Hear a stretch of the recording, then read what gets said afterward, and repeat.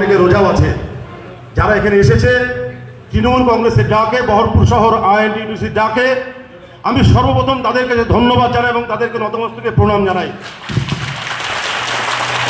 সর্বপ্রথম আমি ধন্যবাদ জানাই, প্রণাম জানাই আমার শ্রদ্ধেয় দাদা বাপিদা এবং অশোকদা, আমার দাদা সুবোধদা জেলা সভাপতি, এছাড়াও স্টেজে এখনো আসেনি নারুগোপাল মুখার্জি আমার নেতা, আমি ক্যাপ্টেন বলি, তাছাড়াও ডেভিডদা আছে, আরও যারা নেতা আছে।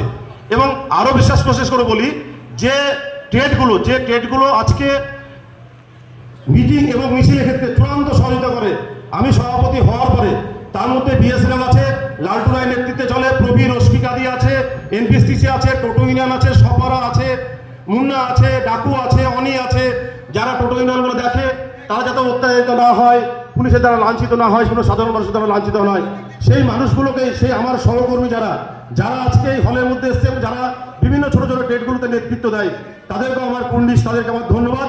কারণ আমি আজকে সুবোধদার নেতৃত্বে আছি, বহরমপুর শহর আইএনটিটিসির নেতৃত্বে আছি, কিন্তু যে মানুষগুলো আমাকে সাথ দিয়েছে, যে মানুষগুলোর জন্য আমি নির্নিমেষ হয়েছি, সেই মানুষগুলোকে আমি প্রণাম জানাই। আমরা সকলে জানি আজকে কি উদ্দেশ্য নিয়ে, কি কারণের জন্য এই সভা। কারণ রমজান মাস, রোদের কারণের জন্য সুবোধ এবং বাপিদা তারা সিদ্ধান্ত নিয়েছিল ঋত্বিক সদনের মিটিংটা হোক, যাতে যারা রোজদার মানুষ আছে তাদের যেন কষ্ট না হয়। আমরা সকলে জেনে গেছি জনগর্জন সভার মাধ্যমে যে আমাদের প্রার্থী ইন্টারন্যাশনাল ক্রিকেটার, আন্তর্জাতিক মানের ক্রিকেটার ইউসুফ পাঠান। কারণ তাকে নিয়ে অনেক রকমের কথাবার্তা, অনেক রকম কথা আমরা শুনছি। কারণ এখানকার যে এমপি 25 বছর ধরে বহরমপুরের মানুষ, মুর্শিদাবাদ জেলার কিছুটা মানুষ তাকে লিজ দিয়েছিল, সে আজ অস্তিত্বের সংকটে দাঁড়িয়ে ধর্মের ভিত্তিতে প্রার্থী হয়েছে বলে বিবৃতি দিচ্ছে। আপনারা নিশ্চয় অনেকে জানুন যে বহরমপুর শহরে প্রার্থী 3টে হিন্দু প্রার্থী থাকতো, যে দলিত।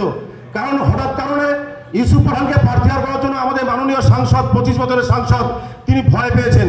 বলছেন যে ইউসুফ পাঠান, আমি অনেকদিন আগে জানতাম, আমার ঘনিষ্ঠ মহল আমি বলেছিলাম যে এবার সংখ্যালঘু প্রার্থী দিবে। আমরা মমতা ব্যানার্জি দল করি, আমরা সেই আদর্শে বিশ্বাসী, বিনা কোনো ধর্মীয় আদর্শে, যে এই ধর্মের মানুষ ওই ধর্মের মানুষ, সেই আদর্শে আমরা বিশ্বাস করি না। কারণ ভারতবর্ষ কোনো একটা ব্যক্তিগত ধর্মের জন্য নয়। ভারতবর্ষ আম্বেদকরের নেতৃত্বে যখন সংবিধান রচনা হয়েছিল, সেই ভারতবর্ষে আমার জনগণ, সকল সম্প্রদায়ের মানুষ একসঙ্গে সুস্থভাবে বাস করবে, সেই ভারতবর্ষের সংবিধান, আমরা তাই জানি। কিন্তু আজকে 25 বছর ধরে সাংসদ, 125 কোটি টাকা পাওয়ার পরে বহরমপুর শহরের মানুষ, আপনারা বলতে পারবেন যে বহরমপুর শহরে এমপি নেতৃত্বে কোন একটা কাজ সুষ্ঠুভাবে হয়েছে, যে কাজটা চোখে পড়ার মতন? হ্যাঁ, আমরা জানি একটা কাজ, বড় একটা বিল্ডিং করেছিল বেশ কিছু বছর আগে বহরমপুর পৌর বাস টার্মিনাস, যার অত্যাচারে সেই বাস টার্মিনাসের জন্য না বাস ভেতরে থাকতে পারে, না বাসের মধ্যে থাকা হকার কেউ থাকতে পারে। হকার উচ্ছেদ হয়েছে, সেই বাস স্ট্যান্ড ভেঙে হকার উচ্ছেদ হয়েছে, হকারকে ঘর দিয়েছে, সেই ঘরে, সেই 4 তলার উপরে কোনো হকারের ব্যবসা চলে না। তারা আজকে ফুটপাতে নেমেছে, কার নেতৃত্বে? আমাদের যে 25 বছরের সাংসদ, তার নেতৃত্বে, আমাদের তৃণমূলের নেতৃত্বে না। আজকে সাংসদ মাঝে মাঝে বলে পুকুর ভরাটে গল্প। আমি ছোট ছোট কয়েকটা কথা বলি, কারণ বিস্তারিত আরো নেতা আছে, বাপিদা আছে, আমাদের রাজ্যের নেতা, দেখ সবাই বলবে পুকুর ভরাটে কথা বলে বহরমপুর শহরে। আমি হয়তো বয়সে ছোট, বহরমপুর শহরে হয়তো খুব বেশি দিনে আমি আসিনি, আমার শৈশবটা একটু বাইরে কেটেছিল। কিন্তু বহরমপুর শহরে যারা বড় হয়েছে, উসমান খালি বিল নিশ্চয় আপনাদের খেয়াল আছে, ইন্দ্রপ্রস্থে জোড়া পুকুর আপনার খেয়াল আছে, হলিদ চৌধুরী এবং বাবুল ব্যানার্জির নেতৃত্বে সেই পুকুরগুলো ভরাট হয়েছিল। আপনারা যারা বহরমপুরের মানুষ, বহরমপুরের শৈশব থেকে বড় হয়েছেন, তারা আমার থেকে নিশ্চয়ই আরো ভালো জানবেন।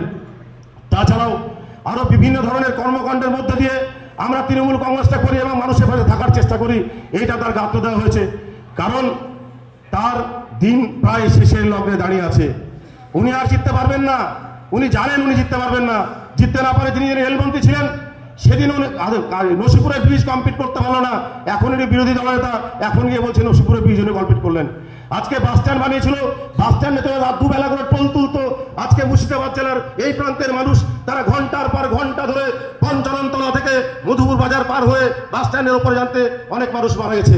আপনারা সকলে জানেন, কেউ যেতে পারতো না বাস স্ট্যান্ড দিয়ে। আজকে হাইওয়েটা হওয়ার জন্য হয়তো আমাদের সরকার জমি দিয়েছিল, এটা ভাবতে হবে। কিন্তু যে তৃণমূল কংগ্রেস, আজকে বিজেপি হয়তো কাজটা করেছিল সেন্ট্রাল গভর্নমেন্টের কাজ, কিন্তু রাজ্য সরকারকে কিন্তু জমি অধিগ্রহণ করে দিতে হয়। আজকে নরেন্দ্র মোদী সরকার বিভিন্ন সময় বিভিন্ন রকম কথা বলে চাল দিলাম বিনা পয়সায়, চালটা বিনা পয়সায় দেয়, কিন্তু চালের যে ক্যারিংটা, চালটা যে বহন করে ধুলিয়ানে পৌঁছায় 600 টাকা 700 টাকা টন, সেই টাকাটা কিন্তু রাজ্য সরকার দেয়। আজকে চাল দেওয়ার নাম করে, ডাল দেওয়ার নাম করে, বন্দে ভারত এক্সপ্রেসের নাম করে লোকাল ট্রেনগুলোকে মানুষের কাছ থেকে কিনে দেওয়ার চেষ্টা করছে। একটা লোকাল ট্রেন আজকে বন্ধের মুখে লোকাল ট্রেনগুলোর ভাড়া 30 টাকা ছিল, কদিন আগে কমেছে। আজকে বন্দে ভারত এক্সপ্রেসের নামে ট্রেনটাকে বেসরকারি করছে, ট্রেনের টিকিট